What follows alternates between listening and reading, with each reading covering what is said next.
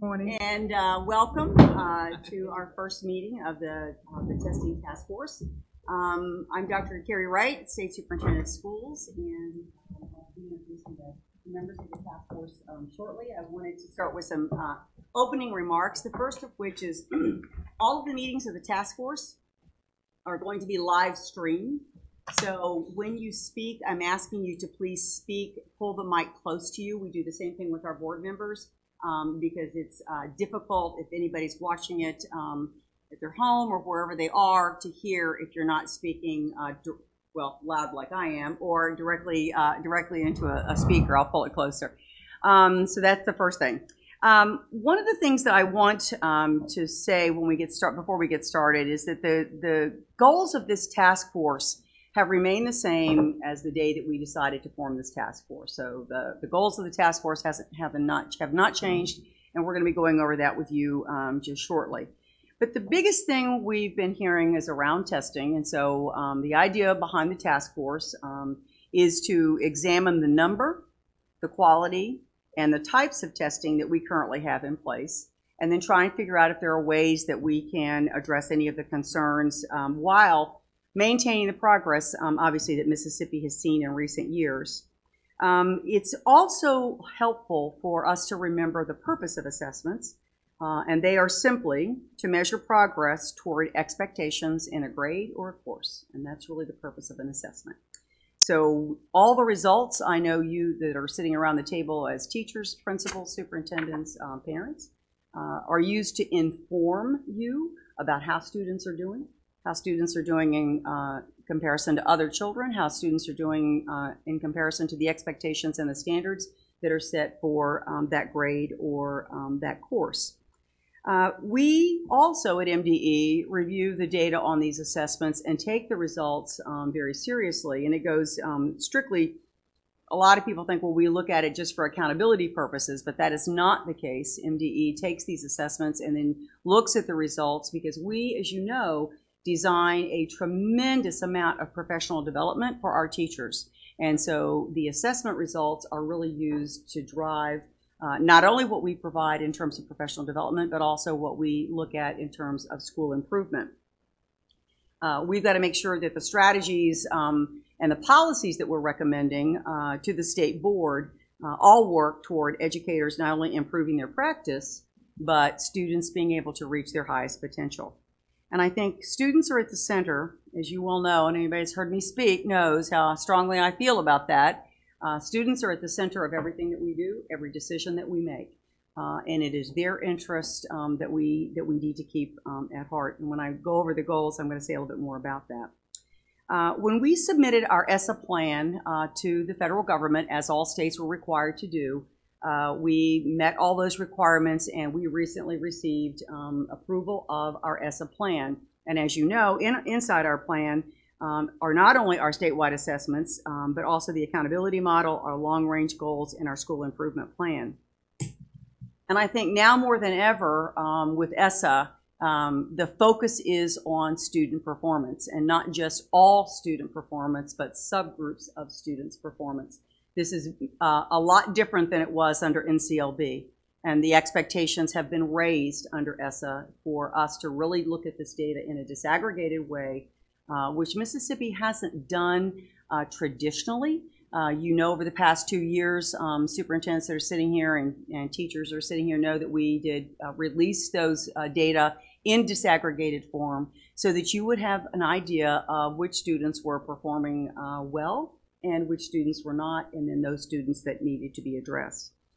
I think it's particularly important as we look at a state like Mississippi, because subgroups of students, whether they're students in poverty, whether they're students with disability, because that's one of our lowest performing subgroups, African Americans are also one of our lowest performing subgroups, that we make sure that we're looking at that and figuring out ways to improve their educational performance.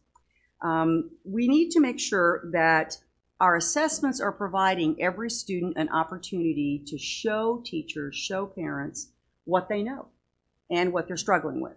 Because if you don't know, you have a hard time then trying to design an instructional program that's appropriate for that. I was at a conference recently, and a statement was made that's kind of stuck with me, and it seems kind of simple, but students don't know what you don't teach. This was a conference for teachers, and I thought about that. Students don't know what you don't teach. So the only way that we can find out whether we taught it well enough or whether students mastered it is to be able to find a way to assess what it is that they know and are able to do.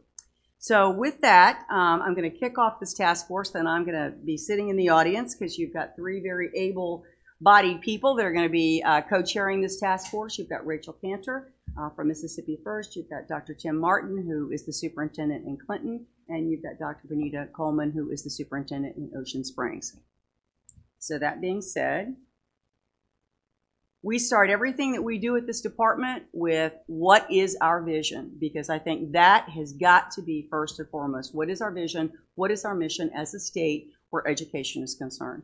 And we all know that we want our children to be successful, and that's all children. That's not some, that's all. Every child that walks our stage should be able to be successful, whether they decide to go on to a career immediately, into the military immediately, 2-year, 4-year, or go into a certification program. We want them to have all the same skill sets and be equally as successful. And everything that we do is driven by these 6 goals. And I do mean everything this department does is driven by these 6 goals.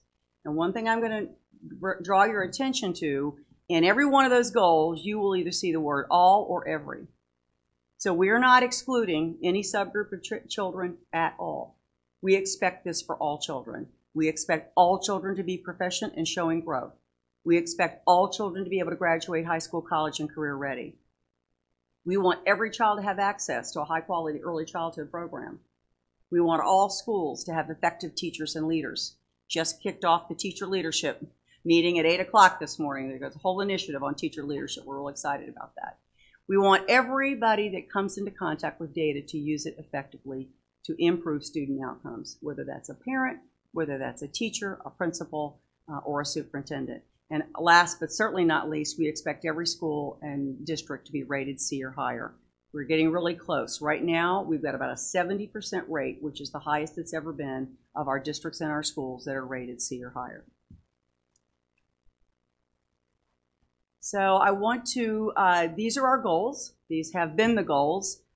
There's a lot of misinformation out there, so I'm going to say that about what this task force is and is not going to do.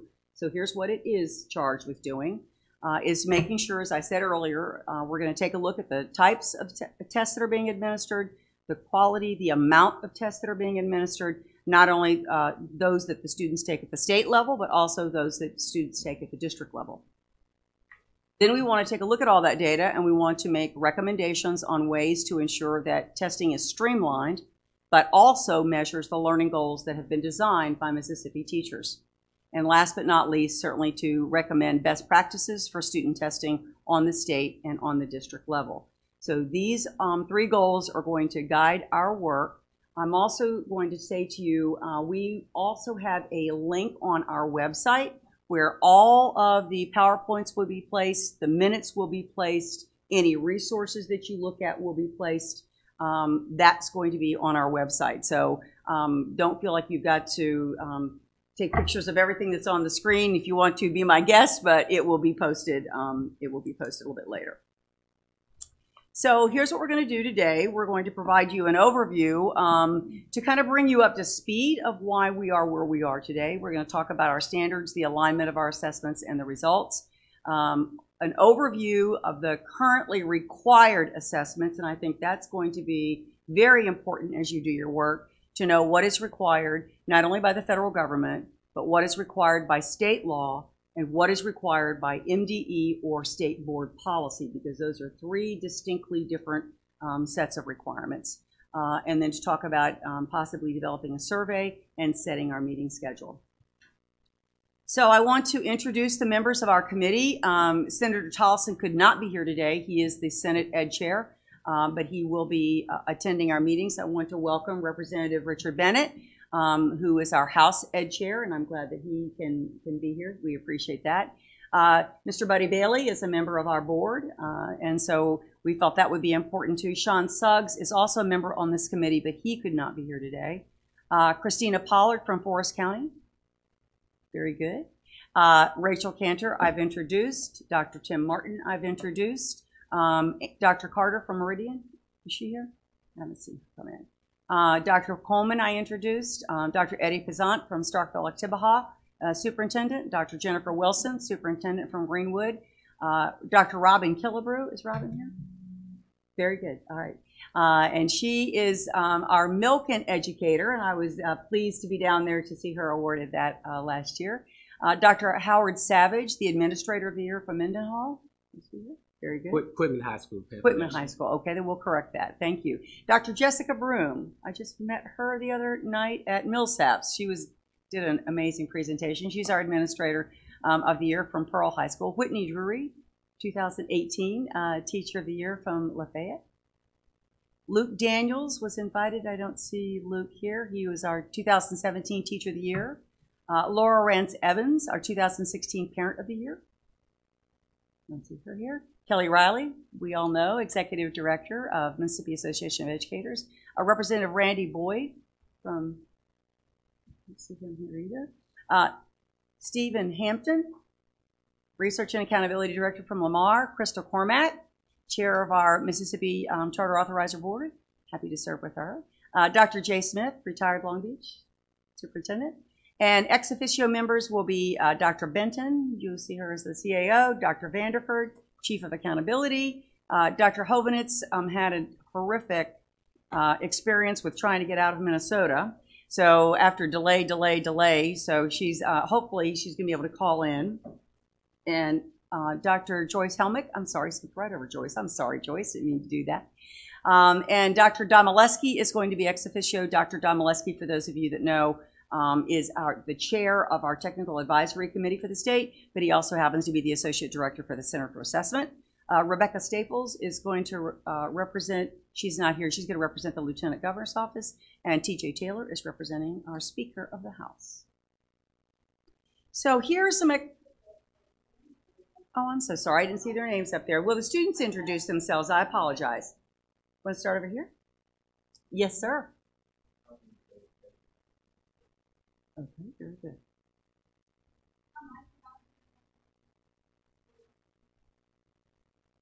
I'm Sadie Smith, and I go to Ocean Springs High School. Welcome. Can I ask all those of you to make sure that your name tags are facing inward? Thank you, because not everybody knows everybody. And I'm sure you, yes, sir. Dr. Jay Smith is the new superintendent. Oh, retired and returned. Returned, and can we move him up to a chair? That's fine. That's fine. Go ahead. Yeah, whoever. Yeah, Jay, come on if there's nobody sitting there. Absolutely. Thank you, Representative. Yes, sir. Dr. Wright, I think it was just an oversight. I'm Robert Sanders. I am the principal of Pearl High School. I think they confused Dr. Savage and I, but that's me, and I am president accounted for. Thank you. Thank you. You'll make the corrections. Okay, I apologize for that. Thank you, sir. Okay. Just general expectations, and feel free to add more as we go along. We really want to make sure that you are engaged, speak in facts as much as possible, and I think that's going to be really important. I mean, I know everybody has an opinion, but this isn't the time for opinions. This is the time for facts. So think about that. Listen and value the ideas of others, because not everybody here is going to agree with everybody at the table, and that's fine. We're all professionals at this table, but we want to make sure that we value others' opinions and as we come to our recommendations. Contribute, but be mindful of the time. So if somebody has already said something that you agree with, you can simply say, I agree, or rather than repeating it. But seek to understand all of the issues and not just to be understood. I think that's a very important one. We really want you to understand the issues that we are facing and hopefully come up with some really good recommendations. Be a problem solver. Ask questions, and please do your homework, because there will be homework. I know the students are going to love that. There will be homework typically between sessions, so we ask that you study all that and come ready for discussion the next time around. As I said, the meetings are going to be live streamed, and they are going to be recorded. We have media that are here with us today and could possibly be with us at every meeting. But we felt the live streaming was really important, and these will also be banked, if you will, on our website. So if you happen to miss a meeting, you can go and get that as well. We want this process to be as transparent as we can possibly make it. And with that, I'm going to turn this meeting over to Dr. Potter. Dr. Potter, Coleman. That's right. I'm sorry. I've been trying really hard to remember that. Good morning to the committee again, and of course I am so pleased to be here with you all studying something that is near and dear to our hearts, which of course would be the conversation around standards and assessments. Just in terms of an overview, and of course the instructors and the superintendents and the board members who are here, as well as our honored legislators, understand that assessments are really the guiding principles around the classroom and the work that we provide during the instructional delivery process. And so Mississippi standards, of course, have evolved over a time period, and we're happy about that, because not only do we have more rigorous assessments in order to prepare our students for the world of work or the world of higher education, but we also have standards that are really grounded in research, and that also provide us a path for making sure that every student and their expertise in the classroom is actually honored. In terms of an honesty gap, and we think it's always important to talk about how do we get to this point in terms of the evolution of our standards. We know that prior to 2014-15 school year, we had what we affectionately call an honesty gap. We had MCT2. We actually had the opportunity to paint one picture to our public that was not necessarily in congruence with the public's picture of us on a national basis. And so with that, we've worked over the last number of years to really make sure that our assessment systems also gave us a picture of how we were performing in light of our national perspective as well.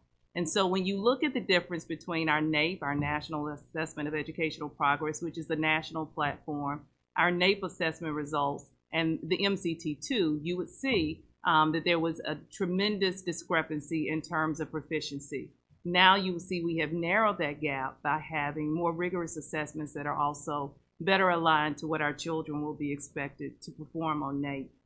In terms of the curriculum and our curriculum standards, the Department of Education actually put out a survey to seek the approval of not only our teachers, but all of the populations that actually interface with the standards. And you'll see those numbers in terms of the perspectives of approval. So you'll see that 91% of our teachers approved of our standards, but you'll also see that 96% of school administrators approved. And you'll also see that higher ed had the opportunity to weigh in terms of the pre-service experience and making sure that the students that they were preparing also understood the standards. I think the number that's really important here is that 100% of our business and industry representatives approved of the standards once those standards were put into place as well, because they saw the correlation between the standards and what they expected in terms of their own employees. Now we'll move to assessments. Good morning. Where are we currently at, and where did we get? How did we get here from there? Mississippi's assessment program actually predated NCLB. Began with MCT back before NCLB was actually instituted at the federal level. Then we moved from MCT to MCT2, and then the arduous process we went through from MCT2 to PARC. And we stayed with PARC for 1 year, and then we moved because of input from stakeholders. We moved back to a Mississippi-based assessment, which we began calling it MAP, but because of some naming errors, now we call it MAP, okay? The Mississippi Assessment Program. And so that program, we measure students in 3 through 8 in language arts and math. We also look at students in 5th grade and 8th grade in science, and then also at the high school level in Algebra 1 and English 2. The teachers' involvement in putting together these assessments, you'll see there the department gave us these numbers. In 2015, you had 96 teachers involved in item writing and parts of creating the assessments. In 2016, 198. And then in 2017, 173. And I know that is ongoing as we speak now for this next year in creating these assessments. So, teacher input is very, very vital in this process, and it's what makes the buy-in and the validity of those tests very, very important. So I'm going to go through a couple of slides that show what our data looks like, especially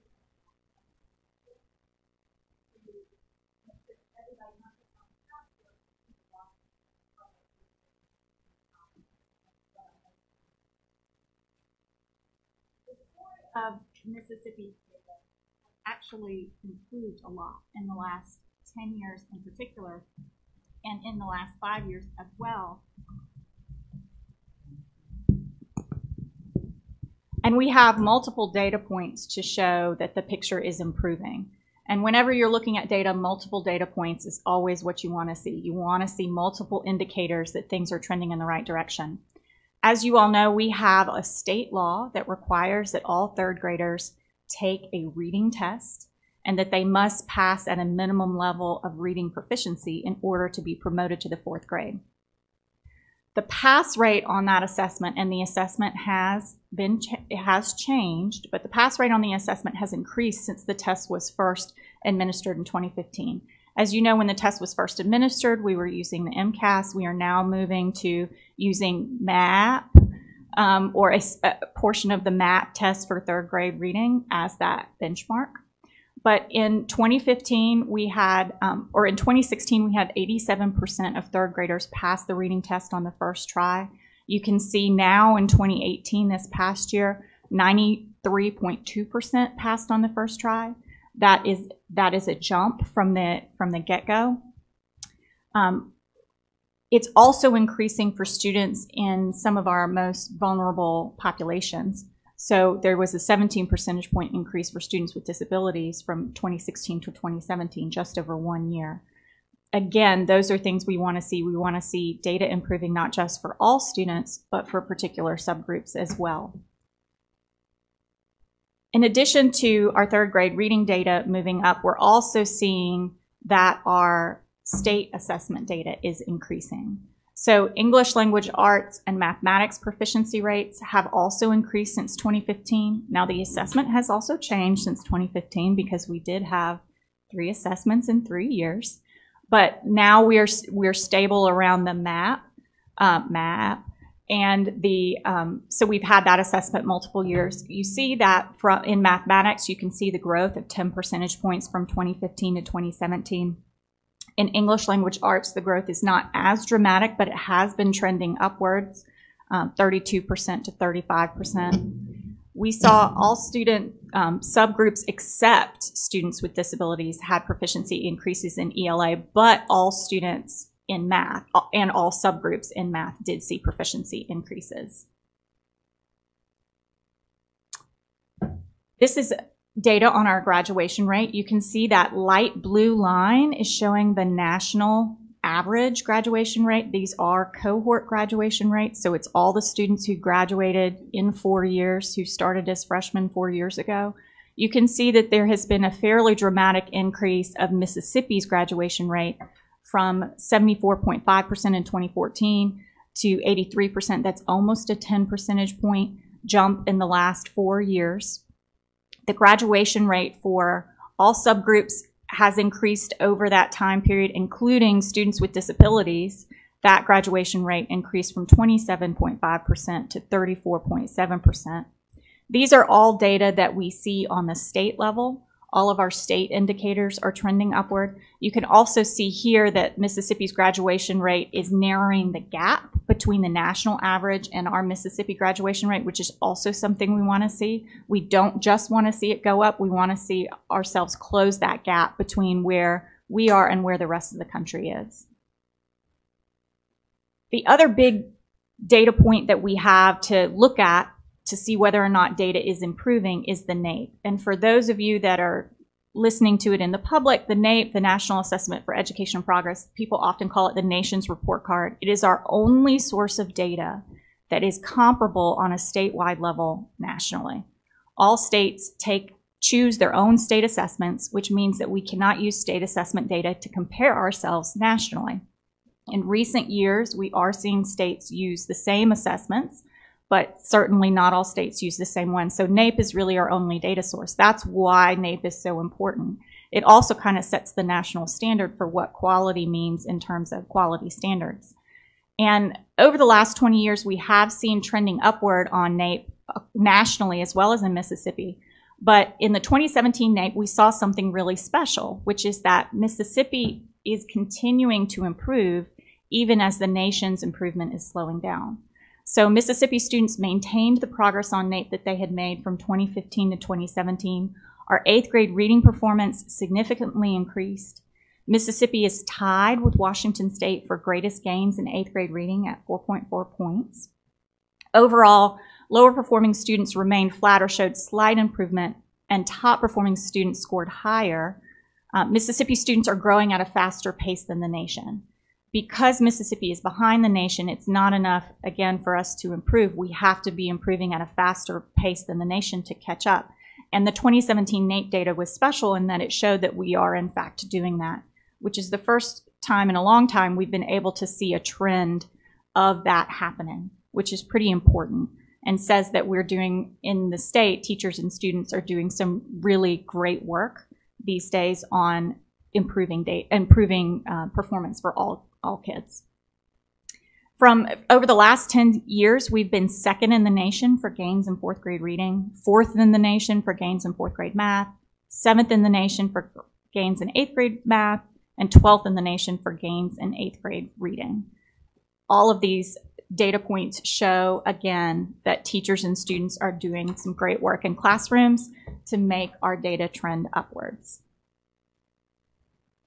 These pictures, which are a little bit small to see, are showing in a very visual way how Mississippi is closing the gaps, particularly for 4th grade math. You can see how that gap is closing a lot. 4th grade reading, 8th grade reading, between what the national average is and what the state data is. So, for example, if you look at scale scores for 4th grade math, you can see that we are now about 4 points away from the national average. Since 2007, many of these increases have been statistically significant, although it's not marked on these particular graphs. But if you go to the NAEP website, you can see which years are statistically significant gains.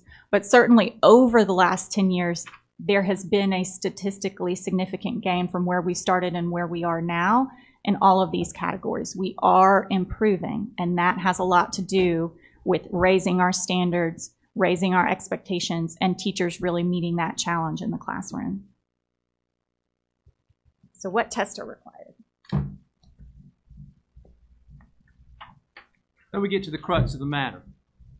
What is required? And in our state, annual assessments are required in reading and math in grades 3 through 8. Once in high school in language arts and once in high school in math.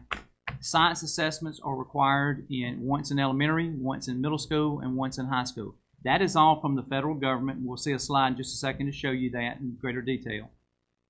From ESSA. It was required under No Child Left Behind and was reauthorized and required by ESSA. Assessments must be aligned with state standards and provide information on whether a student is performing at a grade level. And then a new component with ESSA is that we have to assess our EL students to gauge their proficiency in acquiring English as a language. And so the Lost Links test is used as a measure of progress toward English language proficiency, not just 3 through 8, and it's for all English learners, not just 3 through 8. And high school, it's for any student that is designated as an EL student. And then no more than 1% of students in a state can take an alternate assessment for students with the most significant cognitive disabilities. Here it is in a chart form. And this is we'll spend a little time here. You have here in chart form a column that says state law, a column that says federal law, and a column that says state board policy. The first 4 tests there in green, the kindergarten readiness assessment, the Mississippi dyslexia screener, universal screeners, K through 3, and 3rd grade reading for promotion are all in state law. And that third grade reading for promotion is currently part of the MAP third grade test. So the students in third grade take a reading test under the MAP program. Part of it is a reading section, part of it is a writing section. So that reading section is used as the third grade reading test. If they do not pass it on the first try, then they are retested using the MCAS test that we used initially a couple of years ago. Then down below that, Algebra 1, English 2, and Biology are also in state law. And then ACT being given to all juniors has been a significant improvement with all of our juniors taking the ACT, and that's in state law as well. You have an asterisk there that has been funded by the legislature, and we really appreciate that because we have students that are taking the ACT that never would have had the opportunity to take the ACT had the legislature not funded that. Then under federal law, in the middle column, you see, of course, we've already said MAP in grades 3 through 8, science in grades 5th and 8, the English learner, that's the lost links that I mentioned, Algebra 1, English 2, and Biology are required at the federal level as well. And then in state board policy, those same tests, the MAP test for 3 through 8, science in 5th and 8th, English learners, and you see all the way down. The asterisks there, those ones with a single asterisk are part of our state accountability model that are used to rate schools, as we know, on our A through F level.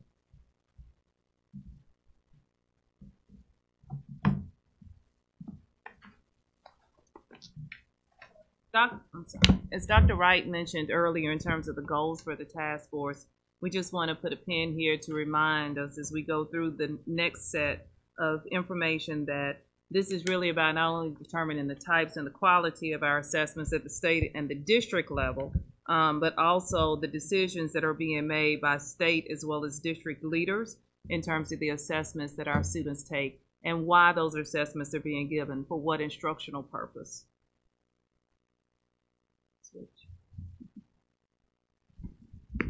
I'm going to go through a couple of slides discussing the report that Mississippi First put out in February. This was a report that we worked on for 2 years with 4 different school districts. It's a very thorough report. I passed out a copy of the executive summary to each one of you so that you could have a copy of it as I go through it. But let me explain a little bit why we did this research. So Mississippi First was very involved in supporting our new state standards, the college and career readiness standards, because we recognized that Mississippi needed to up our game in order to close the gap between where we were at that time and where we need to be, which is at the national average or above. And so as part of that advocacy around state standards, naturally after you change state standards, you have to change assessments. And so after the 2013-2014 year, as we moved in 2014-2015, which was the first year that, and the only year that we took PARCC, we started to hear a lot about teachers being concerned about over-testing. And we decided that we wanted to examine what this really meant to people in their own school districts and statewide, because we were hearing a lot of very passionate anecdotes about testing. But there wasn't a whole lot of data and research around what testing actually looked like, not just on the state level, but on the district level. So what we did was a research project where we looked at 4 diverse school districts. And by diverse, I mean higher income, although there's no school district in Mississippi that's really high income, but higher income, very low income, A-rated school districts, D-rated school districts, districts that were larger than the state average, districts that were slightly smaller than the state average in terms of population, and districts that had different levels of per pupil funding available to them. What the report describes is common testing practices across tests do Mississippi students take, and how much time do they spend taking those tests. We did the research in the beginning in the fall of 2015. So we were looking at the 2014-2015 school year, which, like I said, was the only year that we took PARCC. So the state testing times you see in our report Reflect Park, which was a longer test than the test that we have now. So you should think of those state testing times as the upper boundary of what testing looks like for the state. But after we did these tests, we made some recommendations and for different types of stakeholders. But I'm going to go through what the findings were for both the general findings and then the comparative findings. So here's a little bit more about what I said, those 4 distinct school districts.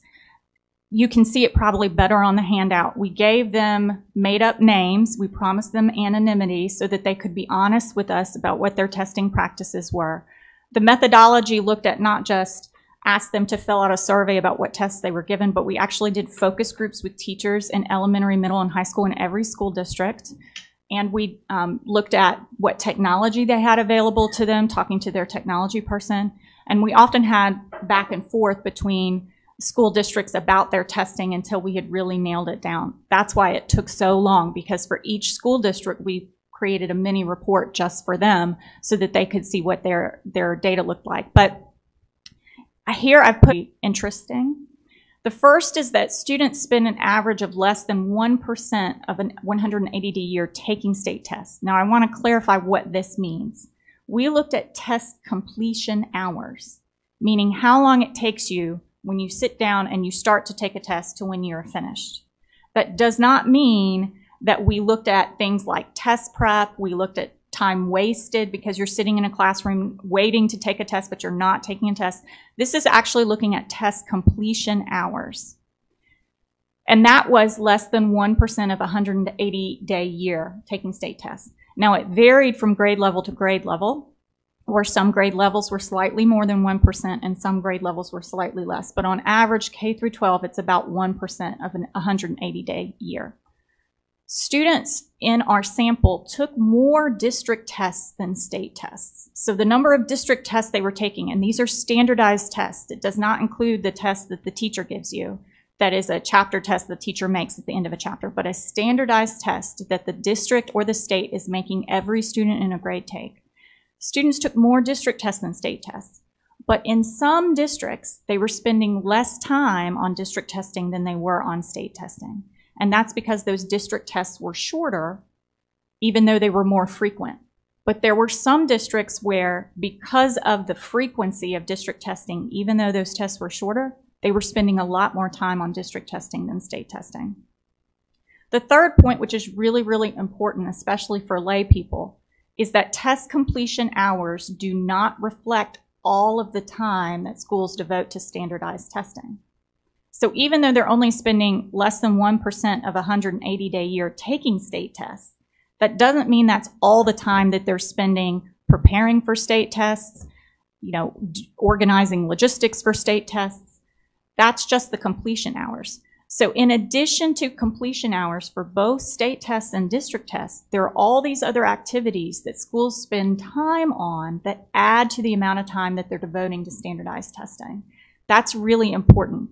Our research methodology could not quantify that because we were not in schools for 180 days to actually clock how many hours they were spending on other types of activities. But in the full report, we do describe what those activities were like after teachers and administrators talked to us through what they were doing. Finally, teachers had a very clear way that in their own minds, they evaluated whether or not tests were valuable to them. Teachers wanted to know, was the test relevant to their instruction? Did they get the data back in a timely fashion? When they got the data back, was it in a usable format so they could immediately use it instead of having to sit there and make it usable? And finally, was there some sort of support for data use for that test?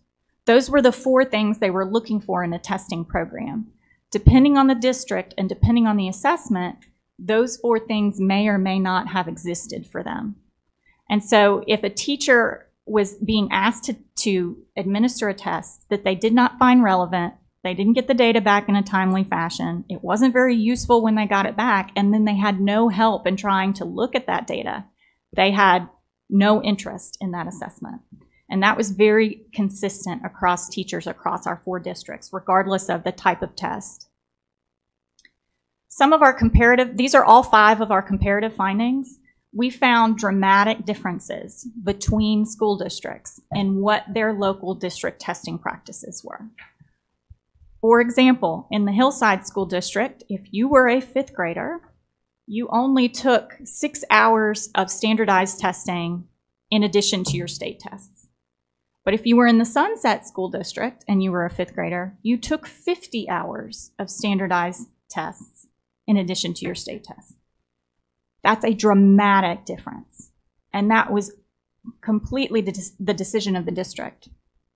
And this was the type of thing that we found in our research. Districts have wide autonomy in how they use testing, district level testing, and that results in very different student experiences across districts. So when we hear stories about over-testing, we need to ask, what district, what are they doing? Because the story could be very different district to district. We did find that low-performing districts in our sample administered more tests and spent more time testing than high-performing districts. So they were more frequently testing, and that added up to more time testing than high-performing districts. Teachers in high-performing districts are likely to receive more support for reviewing data and analyzing data than the teachers in our low-performing districts. The teachers in our focus groups in our high-performing districts were more likely to mention structures that the district had put in place to make them analyze data or to help them analyze data on a regular basis. Whereas teachers in low-performing districts were more likely to say things like, we need more help, we don't get any support. We found that one-to-one technology did not reduce test completion hours, because the test is going to take 50 minutes if it takes 50 minutes, but it may reduce testing-related disruptions.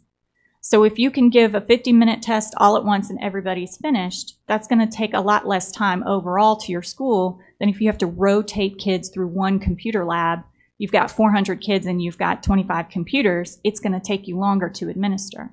So even though one-to-one technology didn't necessarily reduce completion hours, there was evidence that it reduced related disruptions, which means that districts with one-to-one technology were more likely to be able to protect that academic time, which is so critical. Finally, we saw that low-performing schools prioritized test prep over content instruction for at least 25% of their instructional year. When we first saw this, we double and triple checked because it was so alarming. Essentially, there are districts in the state who stopped teaching new content entirely after spring break. And they go into test prep mode, and all they do all day, every day, from the end of spring break until state testing is finished, is test prep. Our high-performing schools did not do that. While they were doing remediation, they were still teaching content throughout.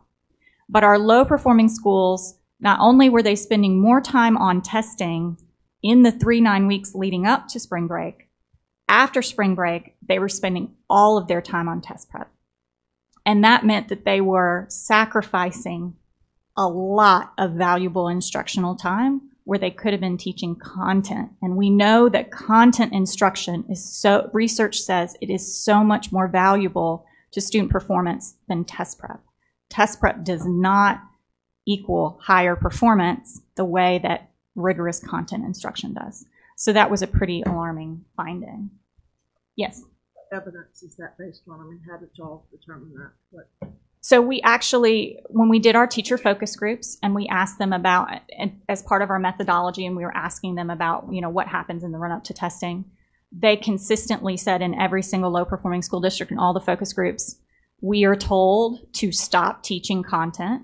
And they described other practices like science and social studies teachers were told to teach math or reading, not teach their content at all. Reading and math teachers were told not, that they had to have all of they even wrote their pacing guides to stop at the end of the third 9 weeks. It was an official district policy in one of the districts that officially their pacing guides ended at the third 9 weeks. And it was, in the other district, it just seemed to be a universally accepted practice because every single teacher talked about it. And there was a belief among administrators in those districts that this was helpful, and that they couldn't imagine a system in which that's not how they organized their instruction. If you read the full report, we have in the back of the report appendices on each of the school districts that gives more context to each of the different school districts, which is available online if you want the full report. And I can also talk to anybody afterward about any of our specific findings. It was pretty alarming when you have teachers in elementary, middle, and high school, multiple teachers telling you this is the way that we do it in this district, and have done it for several years this way. So we made 3 broad recommendations: that Mississippi should increase transparency about testing, that we should put testing back in its appropriate place in education, and we need to end the over-reliance on test prep in some school districts. But then we had specific actions for MDE school districts in the legislature. Those are available in the handout. I did not put them in the slides, but if you look in the handout, the last 3 pages are specific actions for each of those groups based on the findings that we had. There are a lot of things that we think that school districts right now have the power to do, things that MDE could review, and things that the legislature could also review. But again, this was a report on 4 districts, and while we feel that these districts are representative of many types of school districts, we're eager to see what a statewide survey on districts might reveal about how common, especially some of the more detrimental practices are, because that could be a big piece of our puzzle when teachers are talking about over-testing, especially if we see that it's very common among particular types of schools, and that increases frustration on the parts of teachers and students. This is where the full report can be found. Again, my name is Rachel Cantor, but I'm available anywhere. You can Google and find the full report very easily on our website. And so the next question that we have is actually to turn the table over to the committee and ask, based on goal 1 in terms of determining the types, quality, and amount of tests students take on the district level, what information do you actually need as we begin to move through this process? So we're interested in understanding what it is that you have questions about, or what information do you actually need, so that we can begin to try and gather that and come back to the next meeting and have a discussion around goal 1.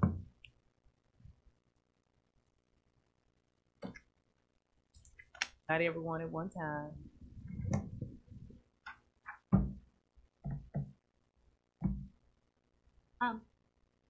I'll speak. I'm Laura Evans from Greenwood Public School District.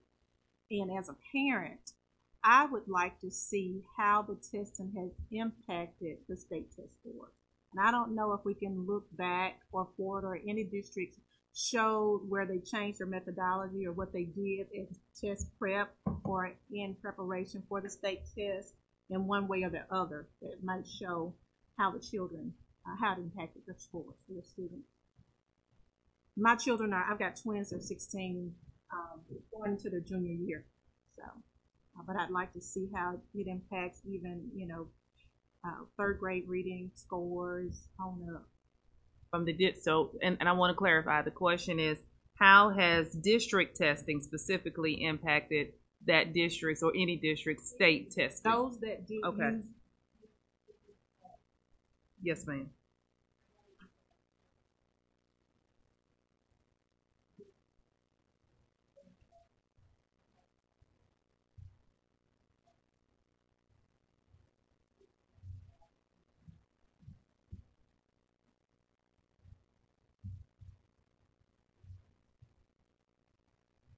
Dr. Coleman, I believe one of the things we're going to have to look at very quickly, when you say district level, on the district level, every district has a series of, your benchmarks and your other tests that you do in your district that are not necessarily uniform throughout districts. And I think we need to get a handle on what all districts are doing around that, because it does drive the amount of time spent. That's still testing, 9 weeks testing, that kind of thing. We need to get a handle on what all districts are doing And that's how you're going to be able to determine the quality and amount. We just kind of, when you talk about, if we go around this table and talk about, just district level testing, you're going to get different answers. And to look at, is there a way to do some type of streamlining?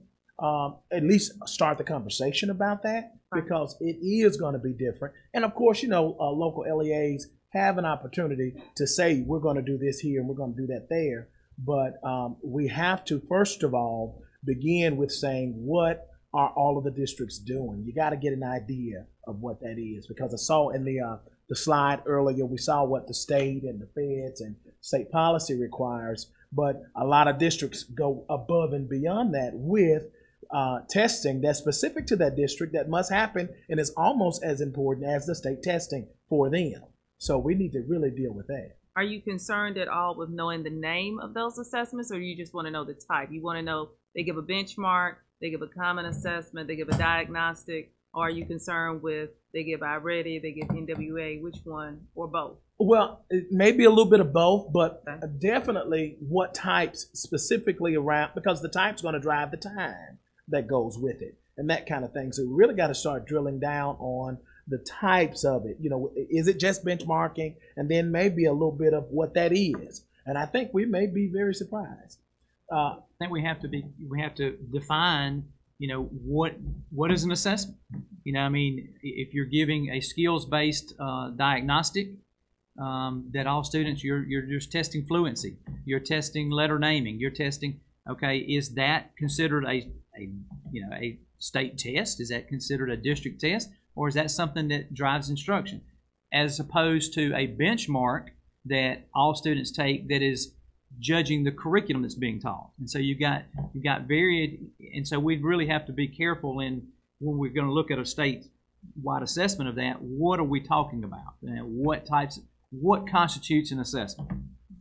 Because a lot of us as districts use a lot of diagnostic tools that someone else could come in and say, well, that's a test. That's a test that all students take. But it's really short, it's really quick, and it drives instruction, versus a benchmark test that's judging the content that's taught at that grade level, and everybody takes it. I would like to get a better understanding of what's driving the lower performing school districts to test their children more. In the process of it being a turnaround principal, taking over a consistently low performing school, and in a district that is not low performing. And I do find that we assess more to track children more, but it is also a practice that has been pushed, that is understood that that's what's best. Well, why? Where did that come from, and why are we doing that? Because it is high stress on teachers, but at the same time, you are driven to want to make the amount of growth necessary to turn your school around. And I think that part of that problem too is it's not just the amount of testing, but it's whether or not you're doing anything with the data. And what we found consistently is not only were low performing districts testing more, but their teachers were also saying, we don't get any support for the data. So we're doing all this testing and there's not even a good purpose to it.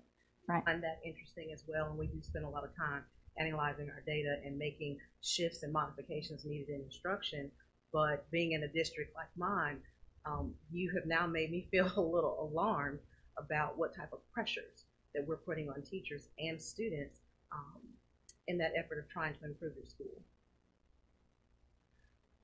Go ahead. I'll let the young student first.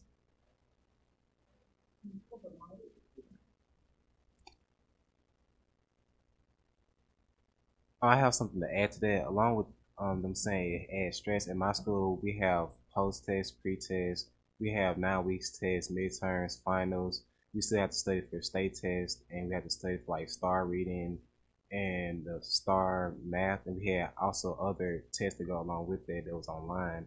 And so instead of being in class a lot of times, we were doing tests, and so it took away from a lot of our learning. And so when we get to state tests, there's a lot of things we really don't know, because in my school we're blind school, so we go at a slower rate, and so we're not always like learning at a fast pace. So at the end of the year, not at the end of the book, we're still somewhere in the middle. So it does take away from a lot of our instructional time. And in conjunction with what Jalen just said, agreeing with him, how much time is actually used for testing. For example, if you're administering a benchmark assessment, whether you're administering a diagnostic assessment, if it's taking 2 hours or if it's taking 15 to 20 minutes, that's critical because instructional time is being jeopardized by, it's not so much for me as, I guess it is how much, but how much time is being utilized and then using the data. But if instructional time is being jeopardized in terms of testing, what are the districts doing and how much time is it taking to administer those tests? I would like to know a comparison. When we compare the high-performing schools to the low-performing schools, you know, in our state we have a lot of standards that teachers have to cover. And my question is, in those high-performing districts, have they gone through and taken the time to identify the essential standards and prioritize the standards and the amount of time that should be spent on which standards, whereas the lower performing schools districts may be still trying to teach and spend time on all standards. We know that in order to teach any standard effectively, it probably needs to be taught at least twice. Well, if we taught all of our standards just once, we don't have enough time in the school year to teach every standard effectively.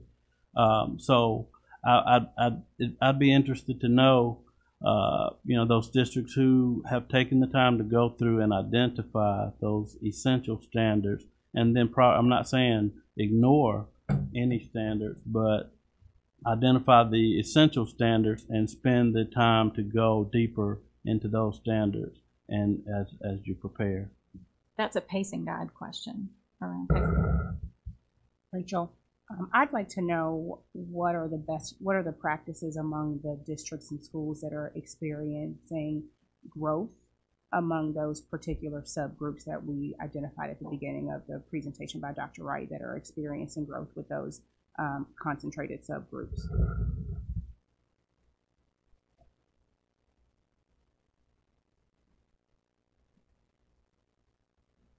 So, Dr. Coleman, I think some type of survey is going to be necessary to get these answers to questions that people have raised.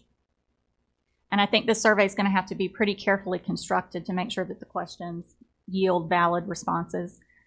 Because even when we were only doing 4 districts, there was still back and forth between us and the 4 districts to make sure that we understood, you know, all their very unique testing practices that they were doing, and making sure that we had not misunderstood anything that they tried to tell us. I wonder if it might be useful to look at forming a small committee that can develop the test or the survey questions to make sure that they're able to get those, and really look at who we're sending the survey to. You know, are we sending it to administrators? Are we sending it to teachers? Who are we sending it to? Who's in the best position to be able to say? Because it could be that there's sometimes we found there was an assessment that all 6th graders took. There was an algebra prognosis assessment, and the curriculum coordinator at the district had totally forgotten about it. But teachers at the middle school were like, oh, no, we take this test, right? Because they lived it every day. So I think those are things that we need somebody to look at to make sure that we get the best possible information out of the survey. Any other questions that you have that you want us to know? I would be interested in if the lower performing districts are basically stopping their content teaching at the spring break, then what are they doing for test prep? What is the quality of test prep? What's the difference of that test prep compared to higher performing districts? What are they using other tests to test prep? Are they using what style of test prep are they using, and what does that mean? Because if if the teachers are expressing that frustration, and in our report we found that the teachers were saying there's so much time spent on test prep. Well, the question is, what is that test prep? And what is the quality of it? So I'd like to find out, are they using tests to test prep, or are they deeper diving into content area? What does that mean? I think we're still in the, to add to that point, I think we're still in the paradigm shift from MCT and MCT2, where we had a very low bar. We had, you could drill and kill, you could test prep work. You could really work very hard to have students memorize facts and take the test, and your scores would rise. Whereas the new standards, we're having students have to think, synthesize information, take various parts, put it together, and test prep, test drill and kill will not help that. You've got to teach students to think and to be able to analyze information from various sources and put it together. And I think districts just have not caught up to that fact, that they're still using the old methods, thinking if we just do it a little bit more and a little harder, then we're going to get better results.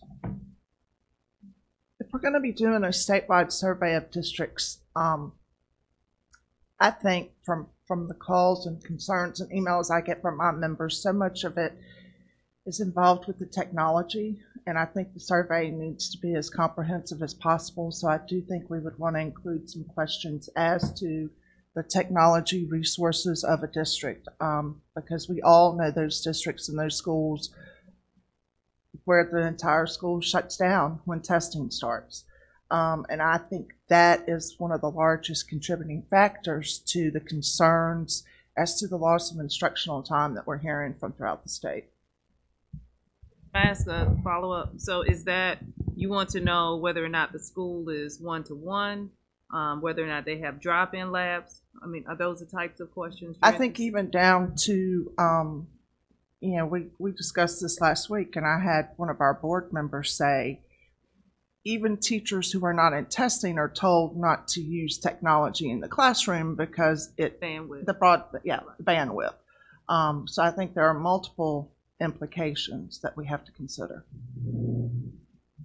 One thing to follow up on that, I think logistically, from a technology standpoint and other logistics, are we shutting down a whole school in order to test a few and shut down instruction for that? So that can happen very differently from district to district as to how that goes about. So are you continuing instruction for all other students that are not being tested during that window at the same time? And I think that the responses we get could certainly prove beneficial to maybe our best practices discussion. What is the best approach? How do the schools that are higher performing or maybe not having as many challenges, how do they handle that? So I think it could prove useful to our some of that is around scheduling. Some of that is around scheduling. Okay. Any other questions, concerns, things that we should look at before the next meeting? We're going to try. I have the next meeting date. It is July 18th, and I'm not exactly sure based on today's date that we'll be able to get the survey developed, back and analyzed by that date. But we'll certainly make an effort of, if nothing less, we will be able to hopefully get the committee established today. I do want to give out the next two dates as well, just so we'll all have them. July 18th, August 29th, and September 12th. All of those meetings will be at 9 o'clock here in the boardroom at Central High School. And all of those meetings will be live streamed. If you are not able to attend, you may also go back and watch those because they'll be recorded and on the department's website as well. Just wanted to make sure that everyone had those dates. Dr. Coleman, we had another question or another comment. Apologize, yes. Sorry, Hey, Steve. I'm just listening, and I think Ms. Pollard touched on something that I think we need to address in the questionnaire, the survey. We talked a lot about what's being tested and what tests are given what. I think we need to have a discussion on why. What you hear is a lot of behaviors of behaviors between high performing schools and low performing schools. And when you get to that, you have to really understand why are we testing, why as a school, as a teacher, as a student, why are we giving tests just for a test's sake? Or what's the purpose in these assessments that we're given if we're doing it just for testing sake to be, it's kind of like line us in a blanket and we feel comfortable when we have that data point. But if we don't adjust instruction, or the district adjusting the instruction because of the data, that determines why we're giving assessment. And if we don't really need to give all these assessments, that just stop a minute. I think it goes back to what we were talking about with going back to the old days of MCT2 and MCT, and we're going to drill and kill, and we get that test because that's a data point. If we don't ever use it, so the why is what I would like to see on that question. I agree with why, because also when I read the Mississippi First report, it's kind of startling to me that some schools were giving multiple tests for the same purpose. So the same type of test was being administered multiple times to the same grade, and it just some of that also kind of escaped me in terms of the rationale. Why would you give the same type of test to the same student over and over?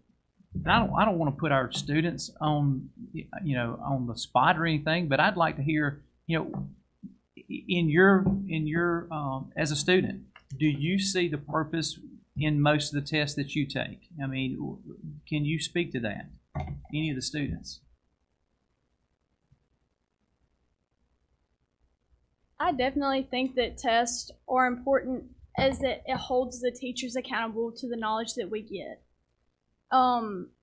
Proving that it's not, I think tests do measure knowledge, but are we putting too much emphasis on students do know this knowledge, but they're so worried about what they score on the test and their scores that they get back, maybe they're not being measured correctly.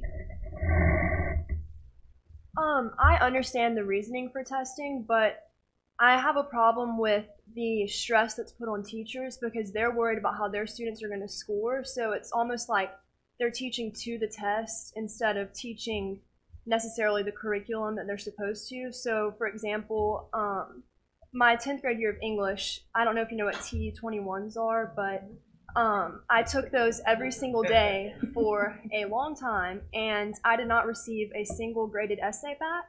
So I feel like my writing, I passed the state test, but I feel like there were other things that were missed in the process of me passing the state test, because going to the computer lab every day, taking a T21, and I was in honors English. I mean, that wasn't challenging for me. So it was just kind of like, why did I do that every day instead of improving my writing skills? Things that I'm going to need in the future. I'm going to need to know how to write for college, and so I just felt like I was shortcutted because of the state test. And I'm not sure if it's relevant, but a discussion has to be had about how do we change the mindset? Mm-hmm.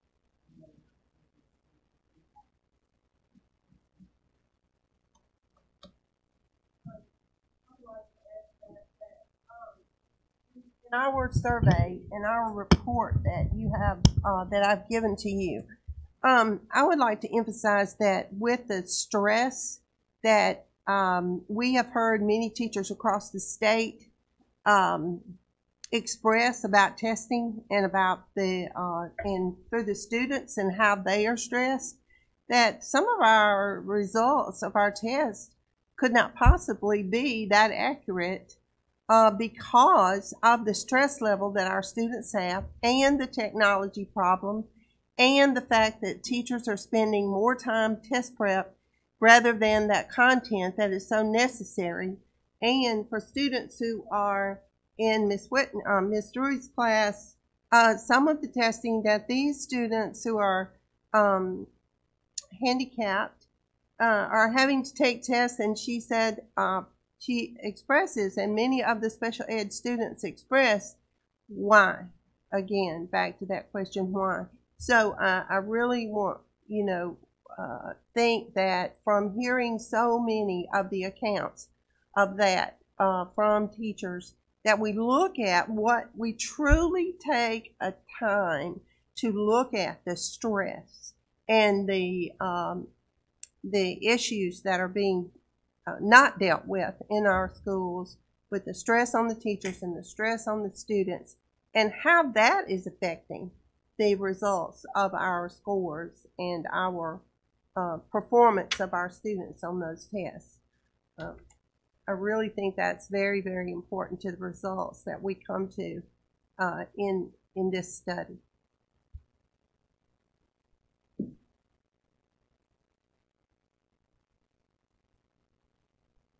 Ask you a question, Dr. Porter. In the survey, is it going to be very, very crystal clear on the definitions in terms of, let's say if we say benchmark assessment, everyone has to be very clear on what that definition is, or formative assessment, because of the perceptions and how I feel about, or my thoughts on what that means, I could get some very different results. So I think we really need to be clear on those definitions when we create that assessment.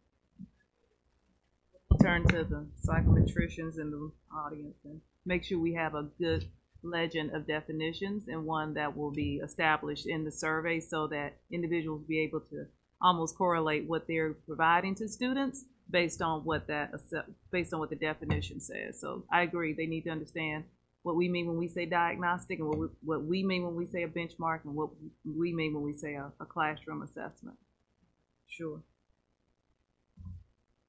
Any other questions, concerns, things that you wrote once you were appointed to the committee that you wanted to share? Certainly, we have time. Yes, ma'am. Dr. Bent?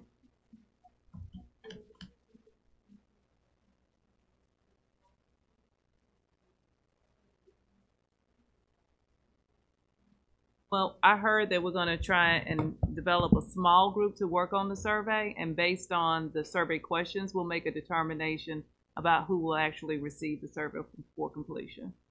Mm-hmm.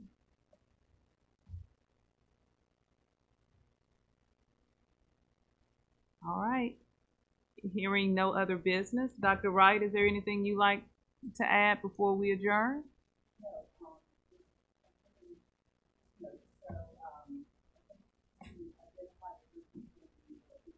Okay.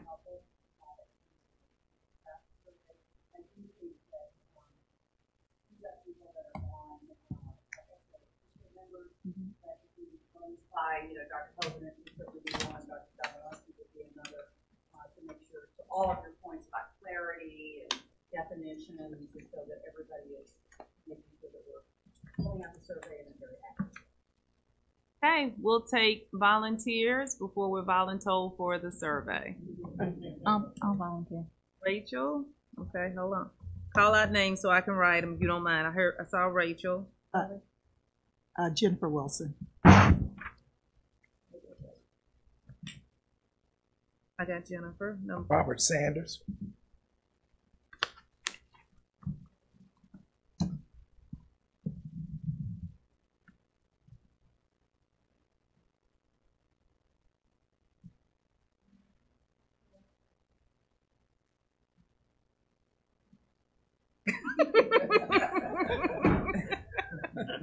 You can be voluntold, you know that works too. I have a question, I will send it to you. I hear sick. Yes, sir. Thank you. Thank you for joining us as well. Okay, that's okay. Wait. Okay.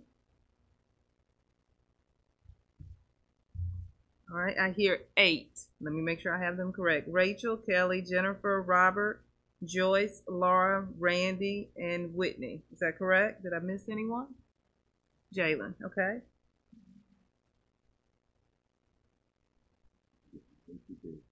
All right. 9. Thank you all so much. And we will certainly be in touch. We have everyone's email as well as their phone numbers, and we'll be in touch around the committee. July 18th is the next meeting day, 9 o'clock. Thank you all so much for being here and your willing participation.